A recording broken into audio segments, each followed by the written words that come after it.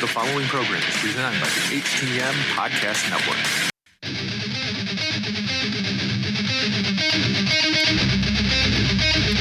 This is your United States of America. Speak your mind. Cross the line now, say the truth.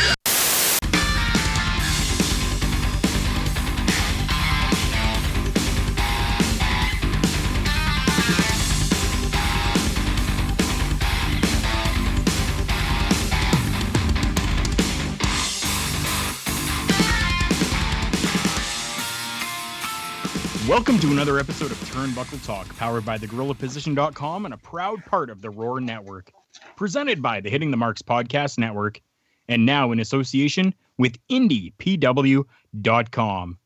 We are sponsored by collarandelbowbrand.com, where you can get 10% off when using promo code JKPodcast at the checkout. And in partnership with HypeCityVapors.com, where you can get 15% off all your e-juice for your vape by using promo code JKPodcast.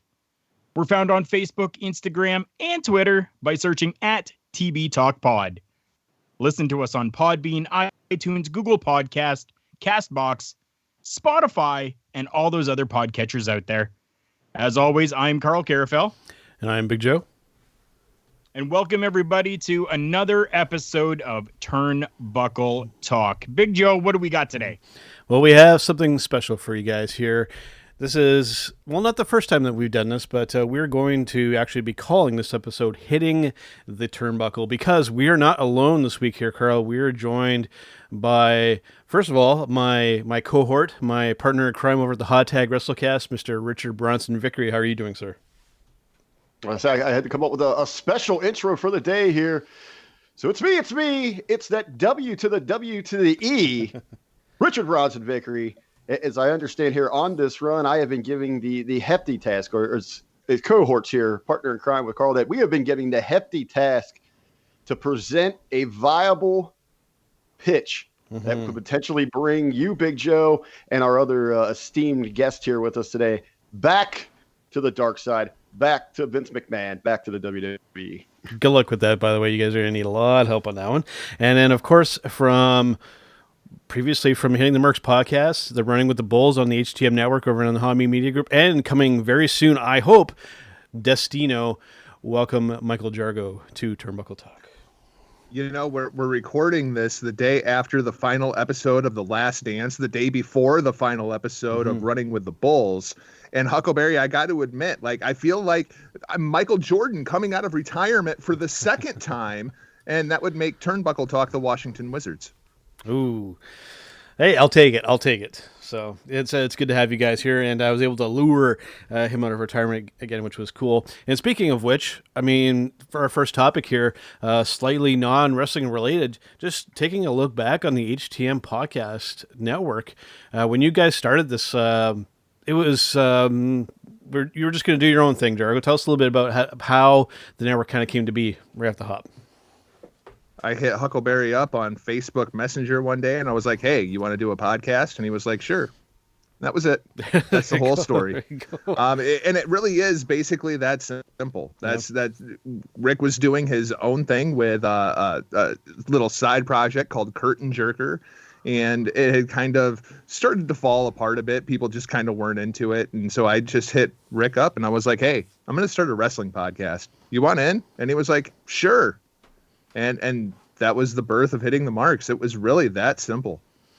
And then when you guys actually started with the network, I mean, at that point, we had already known each other, through the gorillaposition.com is kind of how we got hooked up with you guys.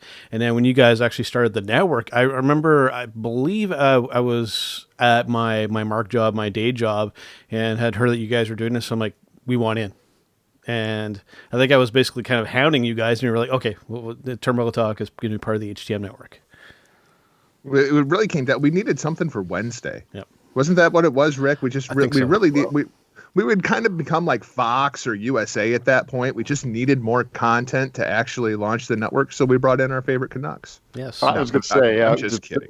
The put you two over actually the pitch when, because I had begun doing some work with the gorilla position prior to the launch of the Hitting the Marks Pro Wrestling podcast, where I was just a contributor, like writer here and there. This is so much easier trying to sit down and put the pen to paper. So, a hat tip to those that still go the old school route, the traditional journalists, but, to be able to, I guess, exclamate your points and your takes. I mean, this is by far just a much smoother and sweeter platform. But as we had kind of got rolling into the podcasting game, it wasn't long after the creation of the Hitting the Marks Pro Wrestling podcast that we were approached by the Hameen Media Group.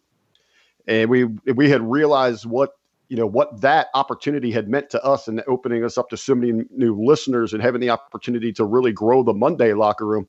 So the focus was at that point, okay, you've got the Hameen Group. They are moving in a certain direction. What can we give back to some other podcasters to help grow that family? We began conversations with Ryan about the Roar Network. And at first he wanted us to incorporate his entire platform of shows, but we told him the only one we really cared for was yours. So you were the only ones that were brought on board with us. No disrespect to the other shows. No. It's just we had a very, very clear vision of what we wanted the HTM Podcast Network to be. And one of the biggest things about it was going to be unfiltered. And in bringing in shows like the PW Hustle and bringing in stuff like Joe Atherton, our show, they all got pretty racy sometimes, and we needed kind of that balance. We needed Turnbuckle Talk. Right, we were here to make a nerd Star Wars reference, like we were here to bring balance to the Force, right? So, except we weren't actually the bad guy. Diversity was as well as people's different perspectives. Yeah. I was still trying to smooth some things over with Canada, so we thought, hey, it might be nice if we extend the olive branch there. But no, I mean, but even you got Robin come in and he really specialized in the independent interview. You got the PW Hustle that gives you that culture flavor. When they were here, two Midwest, you got like the Midwest version of the Hustle guys in Jargo and I, white as could be, exact opposites of those guys. So we had to bring the Canucks into the fold. But you guys do have a grand appreciation for more than what most shows are just going to talk about. Being the big promotions in the West, you can see those bigger pictures. And for myself as well, I mean, I got to do some more producing work. When Athers was still doing a podcast on our network, I got to produce that as well. And I never got to do anything with the Hustle guys. Well, mainly because they weren't really ever around. Just Brock Lesnar schedule. They were on the Brock Lesnar schedule, right? But the few episodes that they did put out were pretty epic. But man, it's been and we're still going into the summer, I believe, and around August is. Possibly when we're going to kind of cap the network off, but well, I haven't talked to anybody about this. Okay, but there is a scenario where hittingthemarks.com and the HTM Podcast Network does not go away at all. Ooh. So we'll have to see where that goes. Okay, you piqued my interest now, but that's still, what we call a tease. That's what we call a teaser. A tease. But yeah, I mean, just a gypsy. But I mean, it's been a pleasure doing all this. Just coming from where, I mean, people who've been listening to our podcast long enough now know where Karl and I came from, doing online radio to some success. But I mean, it was pretty limited at that point. We did have some marquee names that we got to speak to, and then to just really kind of branch out, Karl. From your perspective, what's it been coming with me on doing this podcast and becoming part of this network? Well, for those of you who don't know, Big Joe actually had done this prior to me coming in with someone else, with one of our great late friends, Mustang Man. And I mean, unfortunately, he passed away. And after that, the Turnbuckle Talk name was kind of in limbo. Things were unsure of where they were going. So Big Joe got a hold of me. If you're a new listener, Big Joe and I have actually been friends since the 5th grade when we met at Riverview Public School. So we have grown up together with a love for professional wrestling, and it just happened to work out so that we both were kind of friends with the guy that was running the Energy Rock Radio, the radio station that we were on before, the online radio. And then we just kind of came together afterwards. Big Joe got a hold of me and said, hey, listen, you know what happened? I'd like for you to come on because we can really take this somewhere. And it definitely has. I mean, growing from being with the online radio to then deciding that we were going to go independent on our own. And then from there, things have just blossomed and grown to exponential size right now. But this isn't it, people. We got more things. We got more things on the horizon that we've been looking at, that we're going to be looking into and talking about in future episodes. But big things are still yet to come. And things just have to continue to progress and continue to grow and continue to change for things to become epic. Not that we aren't epic already, but we need to continue to do different things. So, I mean, what you hear now has just been a culmination of years of Big Joe and I being fans of professional wrestling, myself then getting into the business and actually working shows, being in the ring, doing what I could to give back, and then now giving back even more after I've retired out of in-ring competition in a podcast format. Yeah, man. 'Cause I mean, you'd be hard pressed out there to find, not only two wrestling people podcasting about wrestling, but just other podcasters, other podcasting teams that have known each other as long as we do. I mean, it's literally going back to when we were kids, to when we were wrestling each other into snowbanks on the way home from school. That's how far back Karl and I go. So it gives us a unique perspective on, just on wrestling and all this and kind of in general. So it's been quite the journey, my friend, quite the journey. Do you two have any Cody and Kenny pics floating around the internet? No, I know what you're talking. I know what you're talking about, though.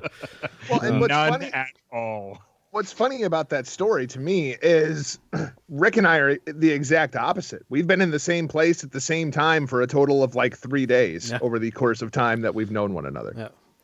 But I mean, it was an epic 3 days. The one thing that's all in common here, though, before we move on to the next topic, is what brings us all together. It's our passion, our love for not only sitting in front of these microphones and talking to each other about wrestling, but just wrestling, professional wrestling in general, is what kind of pulls us all together. It's the common thing that we all like. I mean, it's definitely altered recently, especially when it comes to WWE, but we will get into that.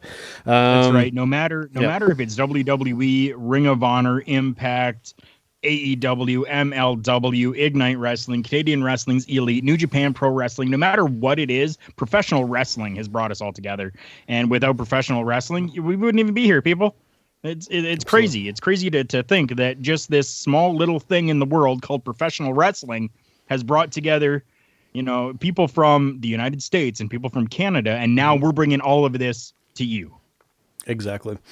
All right, so the first thing we want to kind of cover here, this is an interesting topic. Now, unless you've literally been living under a rock, or you've been unconscious this whole time, or you've been sleeping, I don't know if people aren't aware this is going on, but of course, we've been dealing with COVID-19, the coronavirus, whatever you want to call it.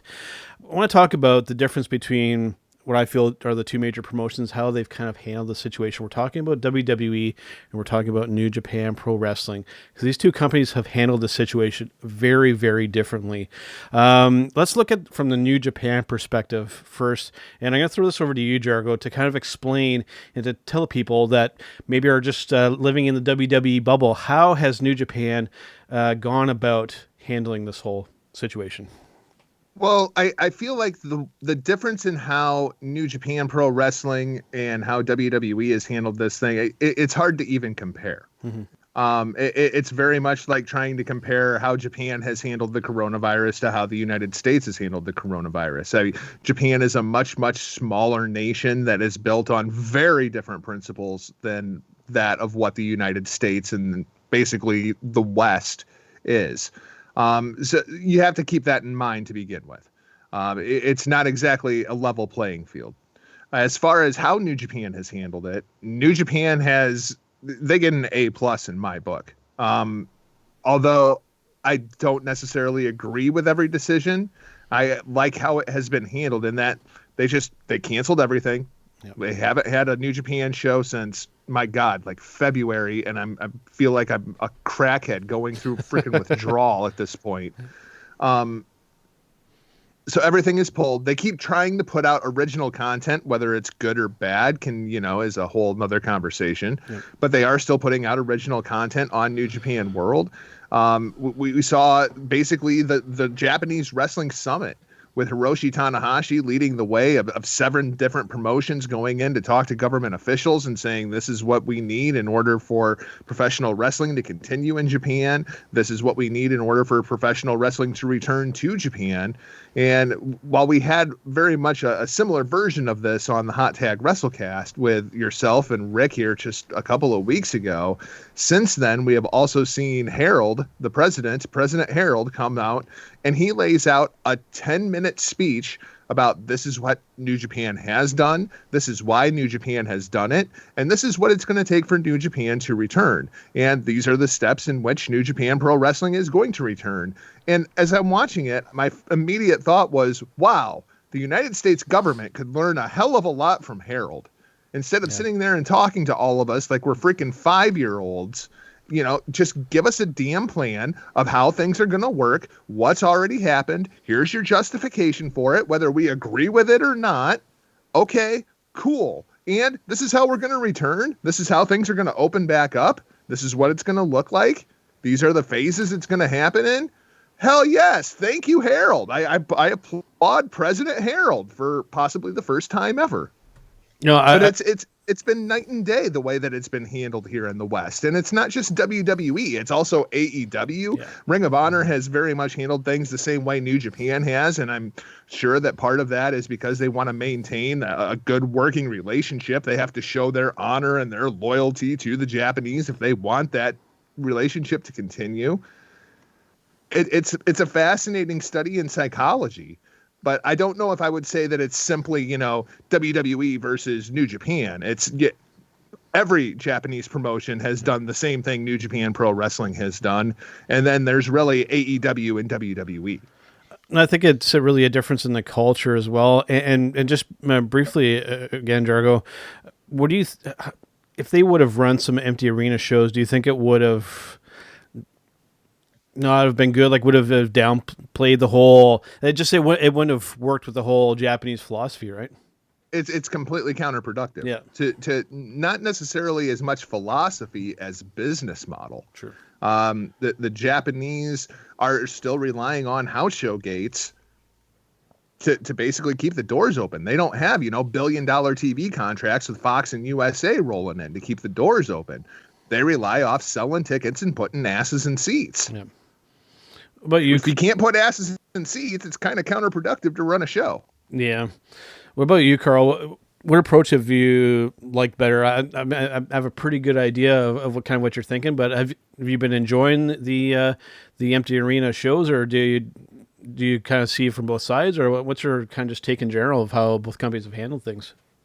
I see it from both sides. Yeah. I understand, because in the Western culture here, they have to uphold to what they have agreed to with different television companies. So these companies have been asking for, so they have to provide that. That's in contracts. Yep. So I totally get where the WWE is coming from in that respect.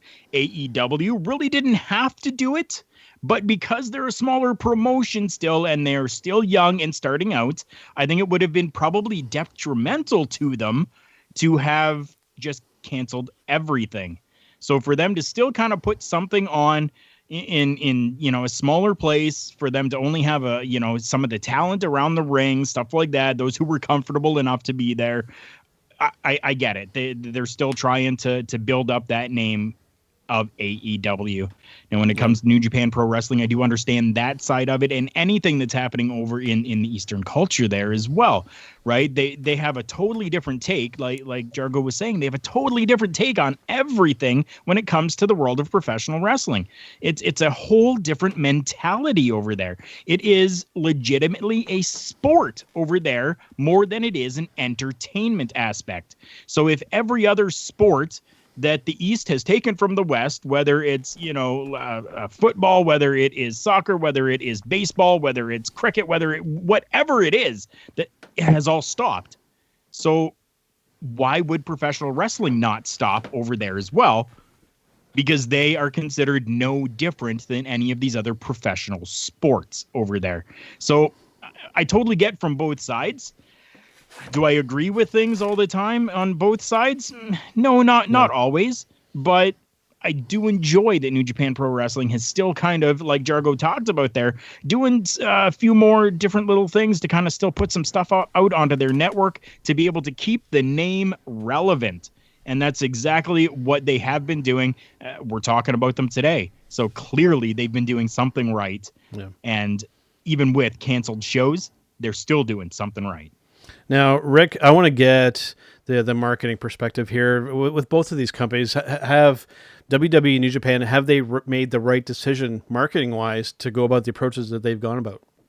Like, as previously mentioned by each of you in setting up the conversation, this is a bigger picture issue. We're looking at more than specifically just professional wrestling, sports, entertainment. You're looking at society and how they differentiate. Where in Western culture, yeah, we are a little more over the top, outlandish in our presentation. And that's exactly what you get there, as opposed to the East, where some would say respectful. I'm going to use the reserved in how they're, the methods that they operate. As Jargo lays out there perfectly, he's, repeatedly, time and time again, so many people just think everything operates like we're used to in the West. That it is mirrors the WWE. That's exactly not what they have there. It makes zero sense for New Japan to try to push forward with any kind of empty arena shows that we have seen in the West, because that's not their bread and butter. That's not going to produce revenue, and financially, that creates more of a failure system, a failout for them, as opposed to, as Karl was alluding to, someone like WWE. They have got just not television deals. They have got big time television deals. So while you're producing content there, it is a necessity. You're in survival mode, and what we've seen here, and I've thrown this out here a couple times. Why does WWE, why do they continue to push forward? Why push forward here? This is a grand opportunity for them. You have the other major sports leagues that are shut down. And because of the way WWE can operate, they can go to the performance centers. They can eliminate all that excessive travel where you're not dealing with 53-person rosters and team personnel. You can really scale that all down to get your product out there. They've gone to every step to do that. In a sense, they have canceled a lot of their season, their league activity, because we don't have the over-the-top production for the live events or the traveling weekly programming or the pay-per-views, marquee events, whatever it might be. They were able to pull that back. In doing so, marketing-wise, we can argue the quality of the product on Mondays and Fridays. We can argue those numbers, but they still can stand by right now because of lack of original content, exciting content. WWE's at the forefront here. I mean, last week we had a watch-along party for WrestleMania 3 on FS1. Every week they're highlighting different chronicles of superstars, or they're going through the women's division, or looking at the greatest tag teams, things like that, or Hulkamania's run. That's presenting them an opportunity to stand out, once again, try to pull in some viewers, and they're helping their partner programs or the partner networks in providing this programming at a very much needed time. As Karl made the parallel there between WWE or wrestling not potentially seen as sport inside of the Western culture, I'll definitely say this right now. Jargo and I talk about this. We hit on this a little bit with the Running with the Bulls Last Dance review. You're starting to see other leagues start to buckle and feel pressure right here. They are realizing that they are about ready to be put under an extreme revenue crunch. The NBA is doing anything and everything they can to get some sort of postseason, get something going here to regroup some of that. Major League Baseball is in the same pot. They're trying to figure out anything that they can before they get left behind. And really, the biggest winner inside of this is because it's outside of their season, they've been able to continue rocking along with the draft and free agency is the NFL.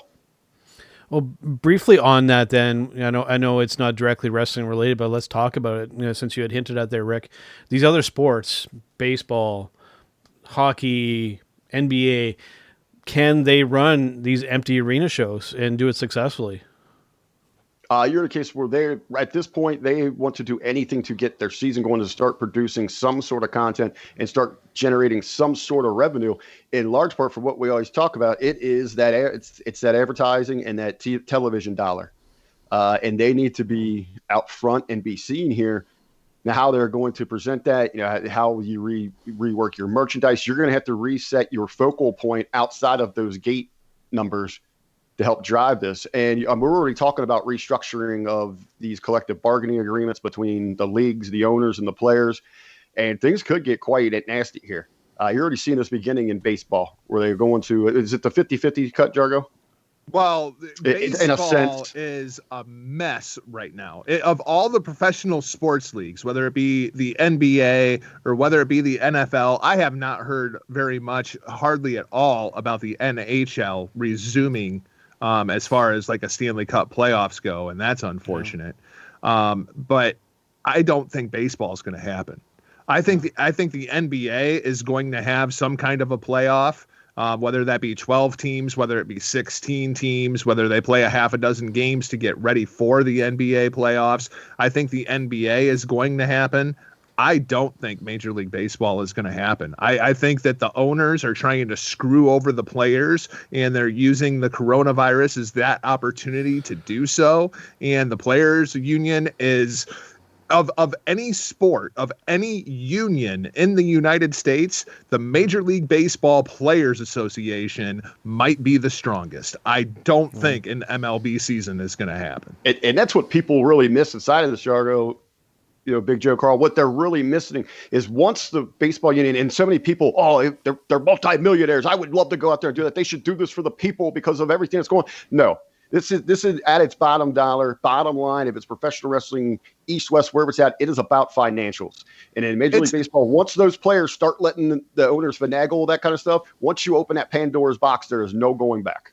I mean, it's basically like you have an entire union of 250 people that are Brock Lesnar. And, I realize this is Turnbuckle Talk, but let me tell you something. There is not a Major League Baseball player on the face of the planet that gives a shit about your kids and if they get to watch baseball this year. That's just not happening. If you're going to pay me half my salary and I have to quarantine myself from my family for 4 months so that we can play empty arena shows, so that we can split the revenue 50-50 with the owners, not going to happen. No. I think the only sport, I know we're talking outside professional wrestling, where I've seen kind of some action, some things going on, has been boxing. And that kind of leads into our next topic here. Mr. Iron Mike Tyson appearing in AEW. I can already see Michael Jargo just rolling his eyes. But I'm going to hold off on you first. Karl, what's your take on Iron Mike appearing in AEW? I wouldn't have called AEW. I thought WWE would have ended up using him. My only question is why? Why? Why not? Why is he even needed? Like AEW Because right he's now Iron doesn't. Mike Tyson? True, but they don't need that name. They don't need to have Mike Tyson there. They don't need to have that type of a person. Like, why? There's no need for it. I'll answer your question. Let me put this because I got like 5 different answers to shut this down. WrestleMania 14. Yep. Shawn Michaels versus Stone Cold Steve Austin. It's the coronation of the Stone Cold era. That didn't need Mike Tyson, but it was a hell of a lot cooler that he was there. It's true. That's very true. Yeah, I mean, it definitely is. But I mean, for me, it doesn't do anything for me. Not at all. You're thinking inside of that bubble of that 650,000 that tune in every week to watch AEW. This is a tremendous opportunity, especially with all the waves that Iron Mike is making right now, to take that and hopefully expand that bubble to bring that attention to your product in any way. Professional wrestling inside of itself is at its very best when it is a mirror of society and an outlandish, over-the-top circus. Yep. I don't know if there's an individual out on this planet, unless you can get Rodman package deal into this thing, that signifies that more than Iron Mike Tyson. Oh, Jesus. Just imagine. Very true. Very true. Yeah, man. I can't wait for Running with the Bulls this week when we get to talk about Dennis Rodman versus Karl Malone. Yes, because that happened. Yep, that was literally the basketball world and the pro wrestling world colliding. And you know what's crazy about that? I was looking at it last night. This is just a real quick preview for Running with the Bulls. You realize that match happened less than 30 days after the end of the NBA Finals? Yeah. That's insane. And we...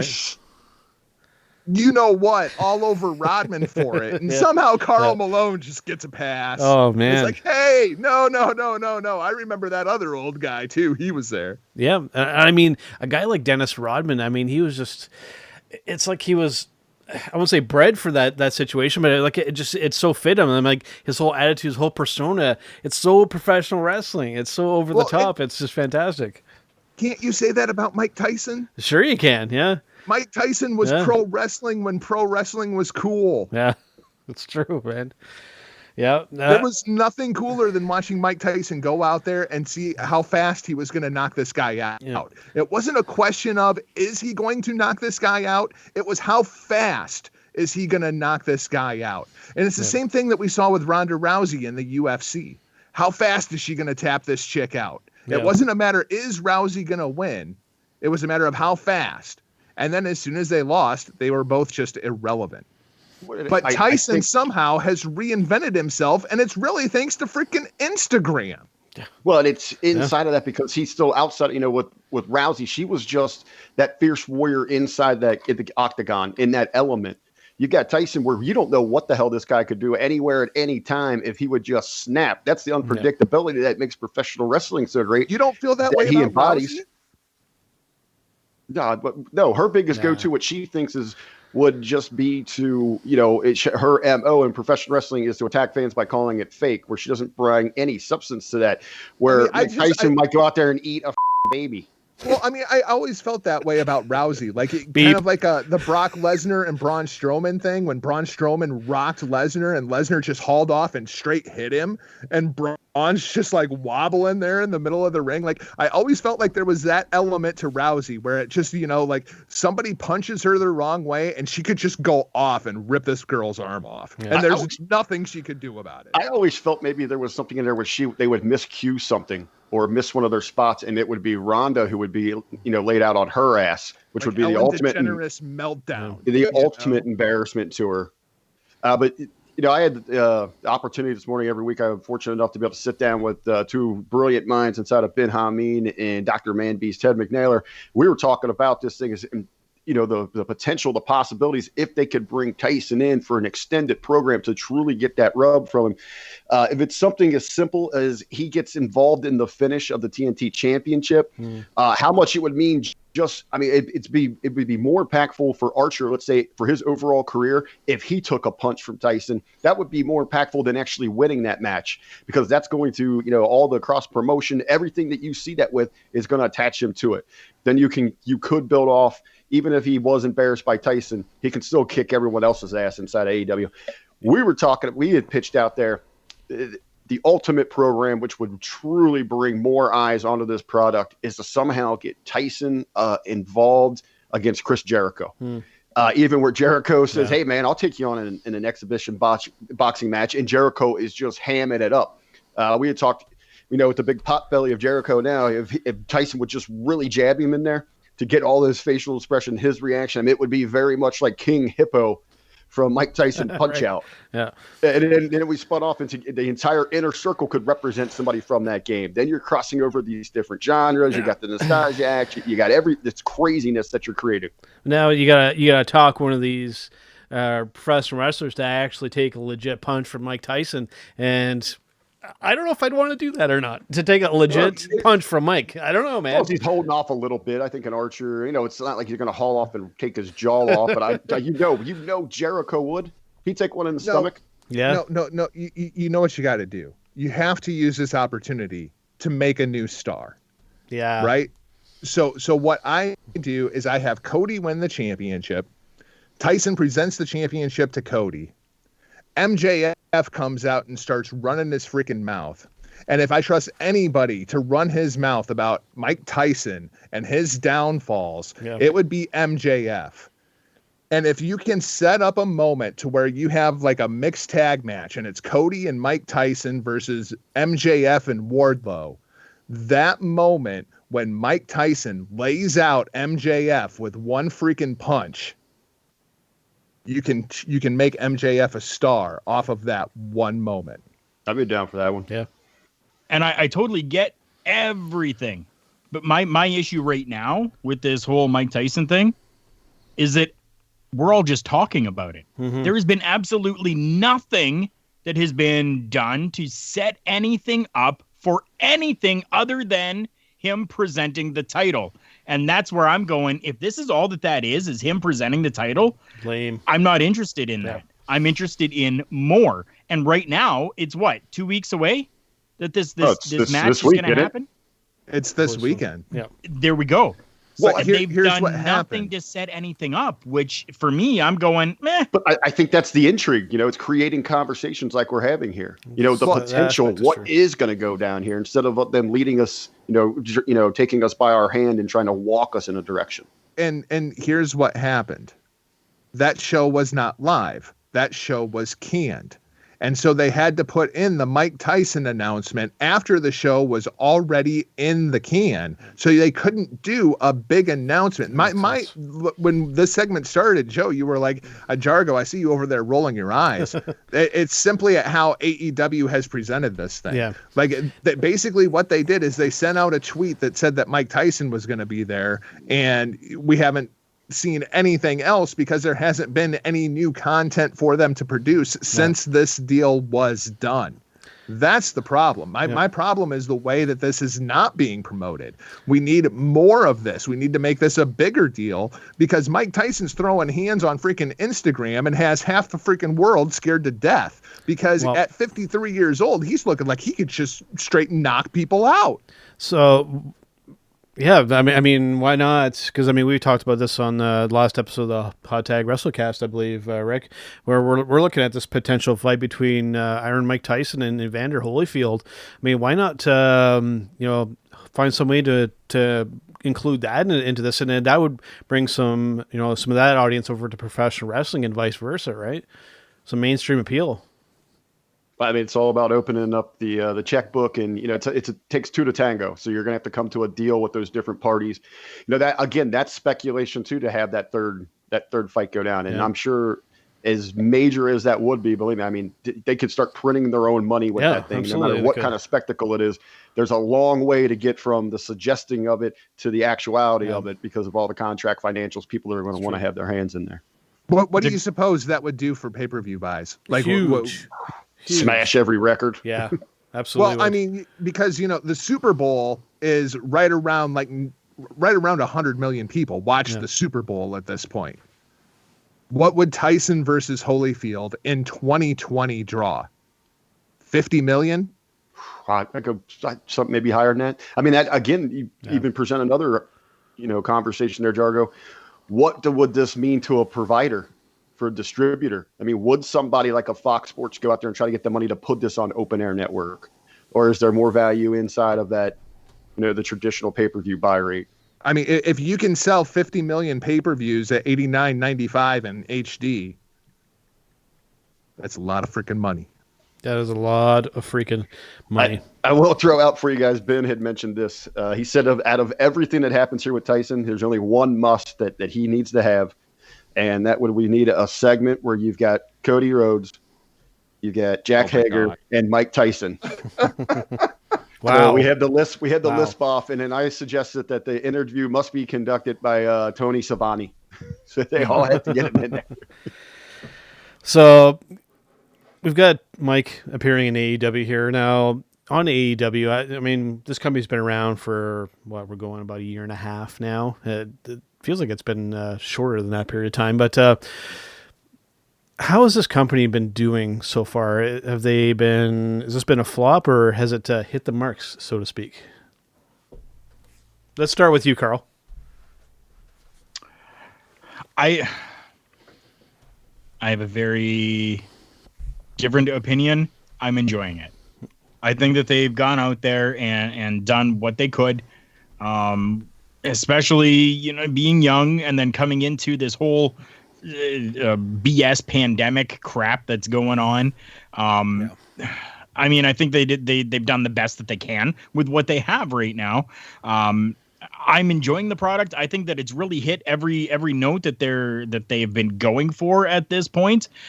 Could they have done more? Sure, they probably could have. Could they have, maybe grabbed a little bit more of that money that the Khan family's been giving and done some bigger things with it? Probably. But they're trying to do what they can. And I mean, for an upstart young company still, I mean, they're doing pretty well for themselves. Yeah. I mean, you consider you've got other companies that are out there that, OVW, they've restarted. Al Snow has OVW, and it's nowhere near the level of what AEW has been doing right now. And it's been about the same amount of time. You take a look at Billy Corgan buying up the NWA, and they have no TV deal. Yeah. I mean, they're still just running YouTube shows. They could have done so much as well, but AEW has done more. And whether or not that's because of money or what it is, but I mean, both companies have really got different names that they could use and build off of. Yeah. I think AEW has just done a better job of it, and it shows. Well, the two ones that you mentioned there, Karl, with OVW and NWA, I think that situation is more just because their scope and everything is just smaller. They haven't really aspired to be those bigger things as of yet. OVW, with NWA, I mean, I think that they do have a bit of a regional television deal. I think it's relatively small, but OVW, I mean, I think people kind of just perceive it as this developmental territory. It definitely is more than that there, but I mean, they're poised to do some significant stuff soon. I remember just keeping an eye on that. With AEW, my kind of perspective on it, before all this pandemic crap started happening, I was pretty happy with the product.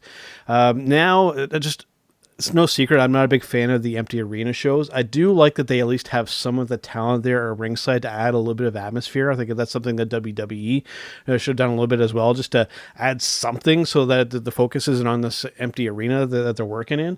But overall, I mean, I really like the product leading up to all this, but just these empty arena shows, it just doesn't do it for me. I would rather either watch some flashbacks or some documentaries than to watch empty arena shows. So that's kind of how I'm kind of somewhere in the middle at the moment.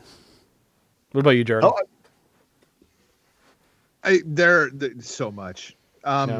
There are so many different ways to look at this thing, and really the only metric that matters is over the course of the last year, they've ran a couple of pay-per-views that have done 100,000 buys. They've signed a new TV contract with TNT. They're actually making money from Turner now, as opposed to just being on the network. It's not all necessarily about ad revenue. They're actually receiving a rights fee for the airing now. In every measurable metric, if you look at TNT, we can talk about how, AEW's numbers are down to 650,000. And I think with the status of everything that's going on in the country right now, that seems pretty legit. But TNT's numbers are still up compared to what they would have been airing if it wasn't for All Elite Wrestling Dynamite on Wednesday nights on TNT. And to me, that's the only metric that really matters. There's a lot of things that happen in AEW that I don't like. Yep. There's a lot of things that happen in AEW that I do like, and it is what it is. It's an alternative. And the thing of when you start comparing like NWA, when you start talking about MLW, what they don't have is a member of the Cool Kids Club. I mean, let's remember, that Shad Khan owns the Jacksonville Jaguars. There are 32 men on the face of the planet, actually 31 because the Packers are publicly owned. Yep. There are 31 members of that club. When the kid of Shad Khan calls up to Turner Broadcasting, he gets through to somebody. Billy Corgan, maybe. Not so much, yeah. It helps when you have Tony Khan. For better or for worse, as Huckleberry will tell you, I'm sure, because, he's convinced that Tony Khan's just a money mark, which I just think is absolutely ridiculous. But they're making money. TV ratings are up. They're getting paid a rights fee. They've got 100,000 people buying their pay-per-views. Yeah. If the company's making money, then yes, I write it up as a success, especially with what's going on in the world right now. Very true. Very true. What about you, Rick? I think, it's in any kind of argument, it's just a natural instinct for someone to try to draw comparisons and compare similar either companies, whatever the items might be. I don't think that it's really fair when we're assessing any of these situations, if it be Ring of Honor, if it be OVW, Impact Wrestling, AEW, because I mean they're different beasts in every sense of the term. And so I think when we are judging their success so far, you really have to look at what was their target direction, what truly defines them. As Jargo sitting there mentioned, there is a lot about this company that drives me absolutely insane, irritates me to no end. But it's one of those things that I can step back as a marketer and realize that they are hitting those marks, if you will, because they are targeting that lower end, that millennial, that lower end of the key demographic, more into that 18 to, I would probably say even more 18 to 28 than even the extended 34 or even up to, the likes of us up there in our, around that 40 area. They are doing a tremendous job of connecting with that audience, keeping them interested. And even more so, they have maintained them as not just an audience, but a commodity. They buy into their system. They truly believe in that mantra of a company run by the boys for the people, and is one of the key top 3 selling points when you are marketing, selling to that millennial group is you're not selling a product, you are selling a movement, an empowerment. And they have absolutely done that. That's why you see the inclusion of some of these, how progressive they are with social media, or if someone is simple as a Nyla Rose, a transgender athlete, participating in the women's division, or the absurdity of seeing Scooby-Doo and Jesus in there, putting down, dropping Ty Dillinger or whatever the hell, or Sean Spears. But that speaks to that audience. And as Jargo pointed out, hey, they've won out. They took the gamble. They rolled the dice. They bet on themselves initially getting that deal with TNT. They said, hey, we'll put our money where our mouth is if you give us this opportunity. They took that ball. They ran with it. Now they're, before everything happened here, they're extended to that second night. They're doing positive things. I guess in that sense, yes, it's been a great success for them. But we go back, and this is the number that always sticks with me. They are doing better than what was previously aired there on TNT. So they're holding strong on that front, but we're not seeing them grow their actual fan base, that number. If anything, we've seen a decline here. And another one of these arguments, and it's just not you, Big Joe, that makes this point regularly, but I mean, it's like, change the record, stop beating that drum about not enjoying empty arena wrestling. That's not an option. Yeah. They have to go forward with something here. And I will say, they're doing their best to their ability in many ways. Now, there could be tweaks to that about how you incorporate different profile pieces or the presentation of what's happening there. Those are conversations, but to simply dismiss it as, well, it's just empty arena, you still got to deal with the reality of you're putting out a product here. So you have to improve, you have to grow, everything that you've got presented. Yeah, absolutely. Well, before we take our break and do our Showstopper segment here this week, guys, let's do our Match of the Week segment. I know that there isn't a whole ton of live professional wrestling to watch, but there's a lot of archives. I've been watching a lot of Ring of Honor. They've been releasing a lot of free content on YouTube. New Japan has been doing some as well. There's still some MLW stuff to watch. So let's go around the table here, and let's pick our Match of the Week here that you hopefully you've gotten to catch some wrestling this week to have something to pick from. Let's start with you, Rick. What would you say is your Match of the Week for this past week? Well, we're talking about unique presentations here. I know there might have been some sexier picks here, but this one's got some substance to it, and it's been going back and forth. And it is a potential defamation match of the threats back and forth between Mark Henry and Leo Rush, where the young African-American talent feels that he has been greatly disrespected by the veteran. And he's been trying to call him out left and right here. Again, to me, this is a case of someone who thinks they're over, absolutely is not in Leo Rush. He could actually run himself straight out of professional wrestling with the way he's attacking Mark Henry with this. Yeah. Let's go with you, Karl. What would you say was your Match of the Week for this past week? Well, my Match of the Week is an actual professional wrestling match that Yay! happened. This is actually coming from Ring of Honor. They did a retrospective on the career of probably one of my favorite wrestlers right now, Marty Scurll. And we're looking back in 2018. They did a flashback to the match at All In that Marty Scurll had versus Okada. Yes. Probably fantastic. One I loved that match. I loved watching it. I loved just the dynamic of everything that happened. For me, that was my favorite match that I was able to watch this week. And correct me if I'm wrong, Mike, Jargo, and Rick, you guys were there in person. That match went longer than it was supposed to, correct? That match went significantly longer than it was supposed to. Yeah. Which is why if you watch the main event, it feels like you're watching it at like 1.5x speed because it's like, it's like a 9-minute match and it was scheduled to be like a 20-minute match. Yeah. But man, I gotta tell you, there is something about Okada. Yeah. When you hear that coin drop, yeah, man, he's a star. Being there in the arena live, it is just electric. Fantastic. But I would chalk that up to the same as for those WWE marks out there. If that's the only thing that you watch, how do you feel when you hear the Undertaker's gong happen? Same thing with that coin drop. For me, it's if you smell, like when you hear that and you know the Rock is coming. Yeah. Like that's the only thing I can compare the Okada coin drop to. Because Undertaker is a completely different scenario. Yeah. Undertaker is just like you're in awe of this epic entrance and everything that is the Undertaker. Yeah. But when it comes to the electricity that goes through the room when that coin drops, it's something that I can't even explain to somebody who hasn't seen Okada live. For myself, if I have to compare, if we're talking about that moment just before that kind of gets you going, for me, I think of the glass shattering with Stone Cold Steve Austin. When that happened, you're like, oh, okay, now it's on like Donkey Kong, right?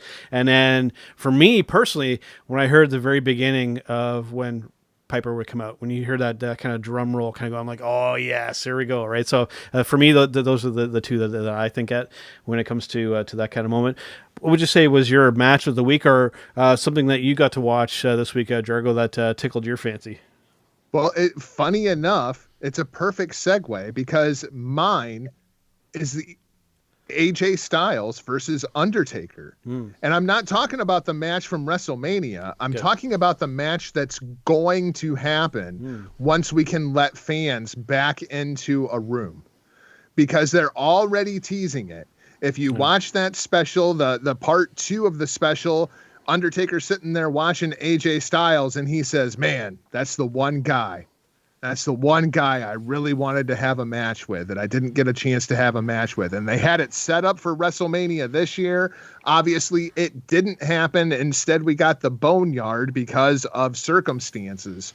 But with what they did at Money in the Bank, with AJ Styles being scared of the Undertaker poster, hearing the comments from Undertaker on Last Ride Part 2, that match is going to happen. I don't know if it'll be SummerSlam. I don't know if it'll be WrestleMania next year, but when we can let fans back into an arena, that match is going to happen. I'm calling it now. Interesting.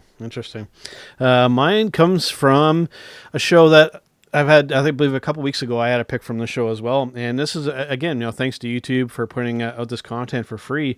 My match of the week is coming from 2019, the G1 Supercard that came to us from Madison Square Garden. And we're talking about the match for the Rev Pro Championship between Zack Sabre Jr. and Hiroshi Tanahashi. I enjoyed the hell out of this match here, guys. Watching, as somebody who enjoys the technical aspects of professional wrestling, I mean, Zack Sabre Jr., I mean, it doesn't get much better than that right now. And that was a fantastic one. I enjoyed the hell. I actually watched it probably about 2 or 3 times in a row. That's how much I liked it. Those two guys have incredible chemistry. Yeah, man. Like Zack Sabre Jr. can just stretch the ever-loving hell out of Hiroshi Tanahashi, and Tanahashi's like cool with it, I guess. Yeah. As a guy who is not necessarily a big Hiroshi Tanahashi fan, especially like the on camera, like I'm much more Team Okada than I am Team Tanahashi. Yeah. I just enjoy watching Zack Sabre Jr. torture Hiroshi Tanahashi, and that's very much what that match was. I enjoyed the hell out of that match. And to just have that ending where he literally had both of his arms pinned behind him and had his leg, like he was basically had his whole body grapevine around him, and he made him tap out. Like up to that point, I don't think I had seen that from Tanahashi, so that was a pretty special moment there. And like I said, I that's one of those matches where I watched it and I rewound and watched it again, and I watched it again, and it was a clinic in that technical wrestling style that Zach does, just better than almost anybody out there. So, all right, guys, We're going to take a brief break here. We're going to come back with our Showstopper segment, and it's going to be a fun one this week since we have the four of us here. It's no secret that, I would say, Rick and Karl are still pretty much fans of WWE, and rightfully so. And Jargo and I, not so much. And we're going to come back, and we're going to see if these two guys can kind of bring us back over the dark side, so to speak. So we're going to take a brief break, and we'll be right back. This week's episode is brought to you by Collar and Elbow. Visit collarandelbowbrand.com where you can get 15% off when using promo code JK Podcast at the checkout, including this week's featured item, the Good Brothers Dojo t-shirt. All right, guys, Big Joe and Karufel back here on Turnbuckle Talk. Yes, we are, guys. We are at that best segment that we do every single week, and we are actually joined by two of our favorite Americans for our Showstopper segment. Yeah, we're going to have some fun with this segment here this week, guys. Basically, I came up with this idea kind of when I was at work. I think it was on a break, and I was like, hey, we're going to have Rick and Jargo on. I think we'll have some fun with this segment. We're going to see if you guys can it's no secret that Jargo and I have kind of pieced out when it comes to WWE. I've recently canceled my WWE Network subscription and don't really watch the weekly television anymore. I've been watching a lot of New Japan and Ring of Honor recently and have been really enjoying it. So I figured we'd have you guys try and kind of win us back over. And since you, Rick and Jargo, are the guests here this week, I'll let you guys kind of go first here and see if Rick can win Jargo over, but I don't think it's going to happen. But have at it, guys. See if you can do something here. Well, first of all, Big Joe, the way that you've written this thing out here, I kind of want to just maybe clear the air, change this direction. Okay. Showstopper segment. Karl and Ric suggest ideas to win back Big Joe and Jargo to watch WWE again. First of all, what makes the two of you, Big Joe and Jargo, such elitist, or maybe I can say pompous jackasses, that you think that we, the WWE Nation, that we want you back, that we need you back? We're surviving and thriving perfectly since your departure. I don't think anyone's mentioned your name at the party. No one's missed you since you walked through the door. So I want to speak to the larger listener base here. For those that have maybe been, drinking that Michigan Kool-Aid water that you like to serve up there at the big house, or whatever the case might be.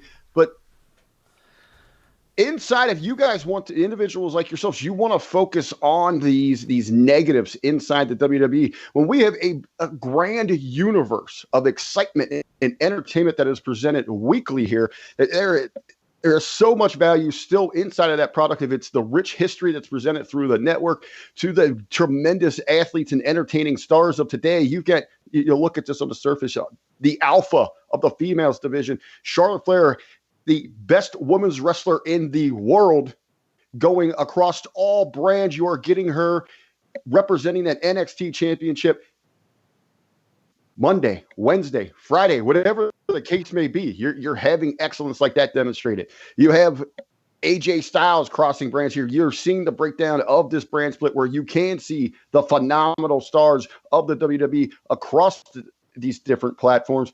Hey, NXT still firing on all cylinders right now.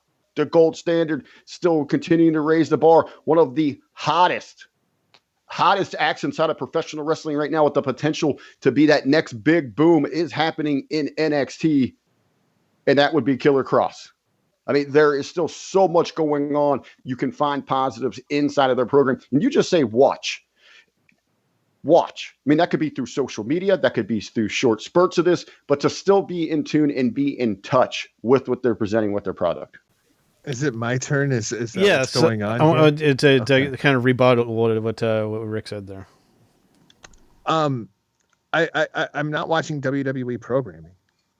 I mean, I'm just not. And the thing is, being on Facebook, being on Twitter, I don't have to watch WWE programming because I see the clips. I see the clips as they come across my feed. And this week I saw Braun Strowman and Otis doing the Caterpillar together on Friday Night SmackDown. And what was wrong with that? Nothing. Hey man, if that's what trips your trigger, more power to you. So what do you think of Joey Ryan? I think Joey Ryan is one of the single greatest gimmick performers that there's ever been. Whether I like him or not. What makes it different from Joey Ryan doing the dick flip to two guys doing the caterpillar in the ring? Nothing, but I'm also not watching Impact. Yeah. Okay. Well, I guess to be fair, he does not do the dick flip anymore. He's cleaned up his act. Yes, he has. Mr. Clean Society. Clean. No living. wonder I haven't heard about him. Was he flipping people with his finger now? What is he using? Just going out there and wrestling, baby. Yeah. Just going and wrestling. Oh. Here's the misconception. Like, people think that I dislike WWE, and that's not the case. I just want them to be better. That's where I'm at as well. You know what I mean? Like, yeah. I'm looking forward to, this takeover in your house. I watched Money in the Bank. Like, I can find good things on WWE programming. I thought that Fatal 4-Way Tag match that opened Money in the Bank was fantastic. I enjoyed the hell out of that match. Yeah. And then I actually watched the Money in the Bank match twice. And the people have been asking me for my opinion on Money in the Bank, so here it is. Money in the Bank is to professional wrestling what Jason X was to the horror movie genre. Wow. It's one of those things where it's so bad that you have to watch it. You have to see this. Yeah. Because that's how bad this is. So it's like Plan 9 from Outer Space Bed? Yeah, Yeah. It almost became a parody of itself right before your eyes. Yep. And it's like all the way down to where you could predict, the bathroom humor. You could have predicted that there was going to be a food fight. Yeah. You could have predicted that you were going to see the giant T-Rex skull on Vince McMahon's freaking wall. Like, you knew all these things were very, very possible before the match even started. Yeah. And they were just like, yep, we're going to give you all of that. We're going to give you all of that and so much more. I mean, they didn't even edit out the sound when they freaking threw them over the freaking roof and like they hit the roof below. You could hear the crash pad. These were always there. Oh, man. And it's like, it reminded me of Jason X. And there's a scene in Jason X that always comes to mind, right? Where they're locked up inside of this one hatch and they're like, I wonder if he's still out there. And the guy says, I don't know. Stick your head out and find out. Like, it's so corny and it's so predictable and it's every horror movie cliche that you could imagine. It's fucking Jason in space. It's like, hey, there's a sound coming from that room. I'm gonna go check it out. Yeah, there's no chance I'm gonna die. Cliche you could think of, And if you want to watch that on a weekly basis, cool. Yeah, I'll watch the pay-per-view. And, WWE does very good video packages. They catch me up real freaking quick. I don't feel like I've missed a beat. It's just I have an extra 6-7 hours that I don't have to watch WWE programming. Yeah. So inside the conversation itself, you've already admitted that you still in some ways are supporting the product. Yeah, sure. Absolutely. It's professional wrestling. I'm going to support all of it. And they're also outside of what is happening there, no matter how your viewpoint, your perspective on what is transpiring through their storylines, their creative, whatever that direction might be. It's also, outside of just that, it's the camaraderie inside of the community, bringing individuals like ourselves together to either, to laugh at it, to harshly critique it, to praise it at certain points. That's also an important, factor into what makes being a fan so special. Being a fanatic is those relationships that you have. I want it to be better. Yep. I mean, I want to watch WWE every week. Me too. But, if it sucks, I'm not going to watch it. Like there's a lot of really, really good TV shows that they come to a certain point and it's just like, dude, this sucks now. I don't want to watch it anymore. Well, and I do get that too, because I hate when individuals, if you want to be there and support something, if you do find good in there, because there is good in there to find, and I'll be the first to admit here, it's a lot more negative than positive, even in a grand picture of things here. I mean, there's times where me even personally, I can say this, I'm thankful I'm not out and about and convinced a bartender someone to turn on the product.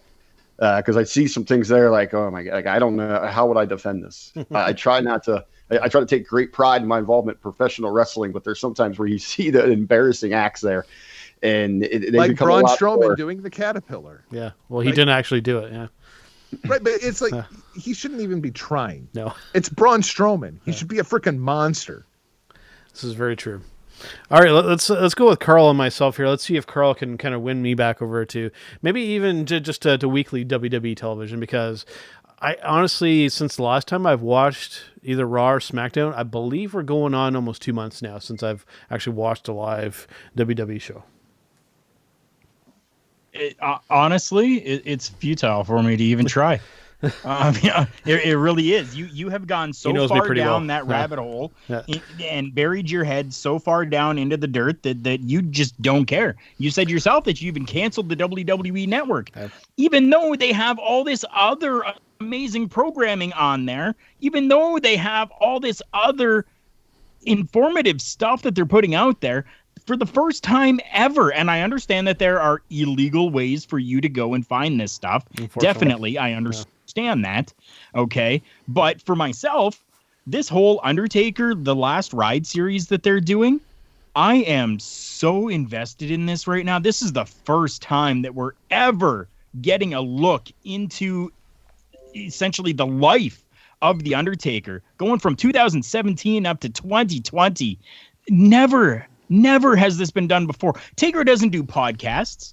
Taker doesn't go out there and do videos and show himself in a human manner. This is the first time we're getting to see it. And where do you see it? On the WWE Network, legally. Mm-hmm. You want to do it illegally? Yes, there's ways, like we said. But, I mean, at this point, unfortunately, I don't think that there is any way to win you back, especially with, and yes, I will have to agree, sometimes there's some shit programming that they're putting out there on to weekly television. Definitely there is. But you've just totally dismissed everything, unfortunately. I wish that there was a way that I could say something or do something to kind of pull you back in. I mean, other than saying like NXT. You've still got all these great guys in NXT. You've still got the Adam Coles, the Bobby Fishes. You've still got the Kyle O'Reillys. You've still got coming in now, and even you were kind of excited about this, Killer Cross. Mm-hmm. Like these are names that are in there. Street Profits, another name that you're kind of high on. You kind of like the Street Profits and what they're doing. But because you've now canceled the WWE Network and have decided that you are anti-WWE, well, you're missing out on those things. Well, in his defense, tonight we are going to see the Street Profits and the Viking Raiders square off in an axe throwing contest. Yeah. Okay, so I mean, yeah, that's WTF, ridiculous. That's some of the shit programming that I'm talking about. So, why not just have them in the ring? Why not let them fight for those tag titles? Even inside of that, I mean, I thought it was completely ridiculous last week, and I'm still trying to figure out who the rib is directed at. If it's some kind of shot at the Revival, hey, you could have been competing for championships, or they're just really trying to humble the Viking Warriors at this point. But if we look at sports entertainment and what they have presented throughout history, this is nothing. Big Joe regularly puts over, his hero, his favorite of all time, Roddy Piper, back in the day as a over-the-top heel, others alongside of him, where you had Terry Funk and you had the Iron Sheik. They did an entire segment, segments throughout a show where they were at a freaking amusement park in a water park doing jokes on a water slide. And you see this through each generation. So yes, obviously those are appealing to a different part of the demographic, the different people in the variety show. So you get through those and not just simply focus on those that are completely a turnoff to you. I mean, going back, Jargo just spent quite a bit of time talking about the Money in the Bank match because of its how over the top silly it was. We also had a tremendous wrestling match there between Drew McIntyre and Seth Rollins. Well, I'm noticing this pattern now and I think this is one of the things that's actually helping AEW throughout this whole Wednesday night war thing, right? It's more entertaining to watch the little guys who create a ton of movement than it is to watch these walk-in brawls. And I think that's one of the, that cruiserweight style is more entertaining to sit down and watch a wrestling match than it is to watch, Moxley just walk around and punch people in the face. But I think it depends on the person too. I mean, and this is kind of in these empty arena settings. Yeah. I mean, specifically right now on television, it's more entertaining to watch a cruiserweight style than it is to watch a Drew McIntyre match. Like that, to me, that was the only thing that suffered with the Drew McIntyre and Seth Rollins match. It was a good match if you're sitting there waiting for the crowd pops to come. Yeah. See, But it's just inside of an empty arena context. It's so slow and methodical that it's boring for me to watch without an audience. See, it's like watching stand-up comedy without an audience. Yeah, because I mean, like going back, I mean, I could watch. You want to talk like walk and brawls? I mean, I could watch Piper and Snuka walk and brawl for until the end of time, right? I think it depends on the people as well, because I think that's one thing that's changed too, is that we're talking about these stars that we can kind of relate to. I think I get more enjoyment when I'm kind of more of like in awe of these people. It's like, wow, I'm really amazed. I know I can never be like them, and I think that's an aspect of it that I find more entertaining. Now, Karl had mentioned that I'm completely shut off from WWE. Not necessarily the case. I'm very much like Jargo in this case. It's not that I'm really, really anti-WWE. I just want them to be good. I mean, I've been a fan of them since we were kids, and I guess I hold it to a higher standard and I put it above a lot of other things. I just want it to be good. It's not that I hate on them just because I want to see them fail or I want to see them go off into oblivion. I want them to be good. But just right now, I mean, I get so much more enjoyment of the other professional wrestling out there. The WWE just isn't doing it for me. There are segments and stuff that I do like. I'm not going to completely shit on everything. There are some small things that WWE does do well.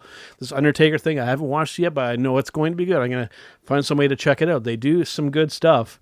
But for me, when it comes right down to it, for professional wrestling, I get more entertainment out of it when the entertainment is actually happening in the ring. That I get more enjoyment out of. That's why I think I like the New Japan product so much more, is that the entertainment aspect of it is actually what's happening in the ring as opposed to this other stuff. There's this other stuff I do like, but just the way that a lot of it is executed lately, like this worm thing with Strowman, like, pouring wet dog food on, was it Roman Reigns or, Baron Corbin, that kind of stuff. Like even back then, I wouldn't have enjoyed that. So that's kind of where I'm coming from with this whole deal. Well, and it's people just have to realize that with the exception of about 5 or 6 years, this is the WWE product. Mm-hmm. This has always been the WWE product. I mean, really, with the exception of, the from the curtain call until the death of Chris Benoit, like that gap in time, WWF, WWE was really, really good. That's it. I mean, when you look at historically, what we have right now is the same crap that we were seeing, in 1985 from the WWF. Yeah. But same corny BS. I think now, though, that you see it more, that it's involving main event talents, where you did have that, you had that group that was on your roster that was a part of the show, beloved. And that's where people are always, why are they in the Hall of Fame? It's because of like the contributions of a Coco Beware or the Bushwhackers and what they brought on that level of the card. And then you could focus more if it, you knew with the Intercontinental Championship, for the most part, you were getting your technical aspect of this thing, outside of maybe the Warrior Run. You knew you were getting your larger than life, just traditional, classic storytelling with the main event scene around Hulkamania or who it might have been there. Yeah. So and it's now we are seeing that shift where it's into the main event and it's becoming more of a focal point instead of a compliment. And I think things are getting a little too personal. Like even this recent thing with Becky Lynch, I probably have a really unpopular opinion about that. That I think that should have just been like a brief announcement on the website or on social media. I think turning into a segment, I think buries or compromises the man character. But again, unpopular opinion. I mean, it was a good heartfelt moment, but I felt like it didn't need to be a WWE TV segment. I'm much more worried about what they do with Seth Rollins going forward than I am with Lynch. He looked almost kind of sad, like during that show. The clips I saw, it almost looked like I don't know. And you have to combine all of that with the handshake and everything that he had with Drew McIntyre the night before, and there's so many different factors there. Yeah. But if you're trying to turn Seth Rollins babyface again, it's you're starting to get into Randy Orton territory. True. Well, and I mean, you get the next night. If you didn't pick that up, I mean, he goes out there and busts. I mean, he's an all whacked out whack job. He's in another world and ends up injuring Ray. Yeah. So it is going to be interesting how they handle this thing. I'm with Joe, not to get into a spinoff conversation. I'm okay with they did it on television. The whole timing presentation of this thing was a real again, another attempt in the right direction, but completely missing the mark. And another thing briefly on that too, because I know, again, an unpopular opinion when it comes to Asuka. I know Karl and I have never really been fans of her. You know, when it comes to the talent and the character, like her mannerisms and everything during that completely took me out of the moment. She was going, doing all this flailing. You can't even understand what she's saying. For that to have felt like a real kind of good, legitimate moment, I think you needed to have her just kind of react subtly. She was kind of like flailing her arms around and getting all kind of whatever that was. That ruined that moment for me. Was that not consistent with the Asuka character? It doesn't make it good though. Yeah, irrelevant. Yeah. Completely irrelevant. Is that not how the Asuka character would react? Yeah, it is, I guess. Yeah. So at least it was authentic inside of the WWE universe. And I feel this way about a lot of the talents right now. Like I feel like a lot of the talents that worked in Japan are thriving right now inside of this modern day coronavirus empty arena thing because they know how to wrestle in front of silence. Yep. That's a fair point. It doesn't matter what Japanese talent it is. When you watch them, they're much more vocal. They don't have to, it doesn't seem so forced. I mean, even somebody like AJ Styles, that's one of the reasons that AJ is thriving right now, because when you watch him wrestle, you can also hear him wrestle and it doesn't sound forced. And that's just because they wrestled in Japan, where people sit and they watch the matches and they applaud when they're supposed to and they boo when they're supposed to. But most of the time they just sit there and watch. Yeah. Another aspect that I really like with Japanese wrestling as opposed to the American style, but you know, and I also popped pretty hard during this because actually a little while ago, Jargo turned into a cat holding onto the IWGP Heavyweight Championship belt. I popped pretty hard when that happened. It's Daryl Takahashi. Respect. That was pretty good, man. All right, guys. Well, I don't know if we changed anybody's mind here, but we definitely got some viewpoints out there, and it's one of those things where, I mean, having different opinions, I mean, it's what makes conversations interesting. And at the very least, the takeaway from all this is that it still has us talking about the stuff, which I think is still an important and a good thing. So before we do go, though, let's make sure and give everybody a chance to plug away here. I'm going to let you go first, Mr. Jargo, and let us know about what you kind of have on the go outside of what we're doing right now. You know, for somebody who quit podcasting, it sure seems like I'm podcasting a lot. Right. But I'm really not. Huckleberry and I, we're going to be sitting down tomorrow, maybe Wednesday, kind of see how things fall when they're going to show this Game 6 movie. Because I do want to see that. Maybe we'll incorporate that into the final episode of Running with the Bulls, the review of The Last Dance that we've been doing here at the HTM Podcast Network, as well as over at Hameen Media.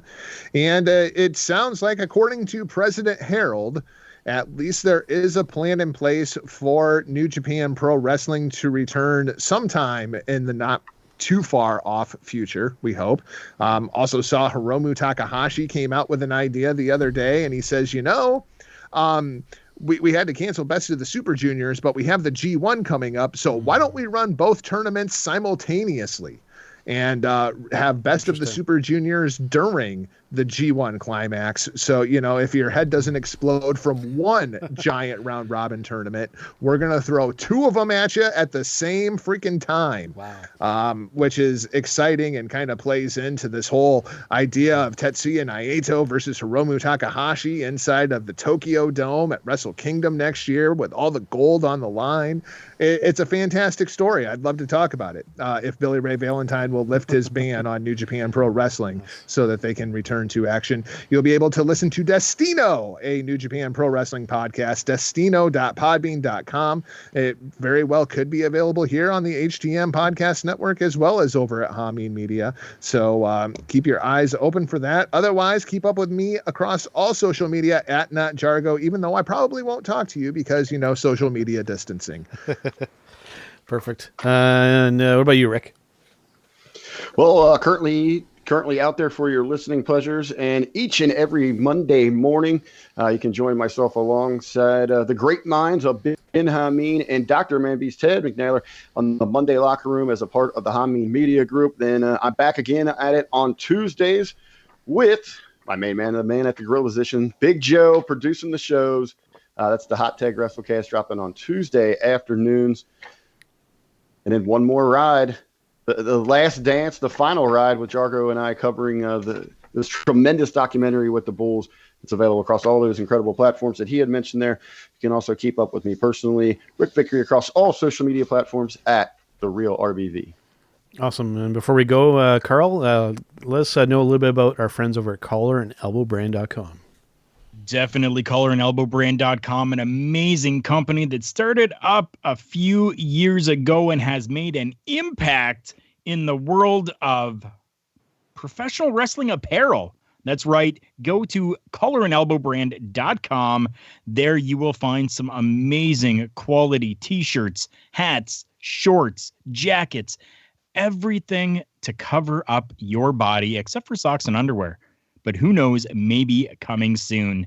Go to collarandelbowbrand.com. The link is available at all of our social media at TB Talk Pod on Facebook, Instagram, and Twitter. And make sure that you use promo code JK Podcast. That will not only save you 10% off your order, but also gives us just a tiny bit of a kickback so that we can continue bringing you these amazing quality podcasts every single week. Couldn't have said it better myself, Karl. All right, to get us out of here, normally I would kind of give us the send-off, but since we have Jargo and Ric on here, I'll give Jargo a chance to kind of send us off for the episode here this week. All right. Well, I guess when it comes to hitting the turnbuckle, we're off like a prom dress. See ya! It's me. It's an RBV to V. As you can tell in the background, we are out celebrating. That is what we do here at hittingthemarks.com. And I invite everyone to continue to tune in to Turnbuckle Talk, but check out all of our other shows we have. You can find that all at hittingthemarks.com. Run.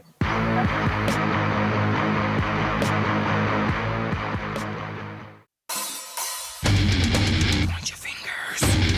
Label me. I don't give up. I'll be your bad guy.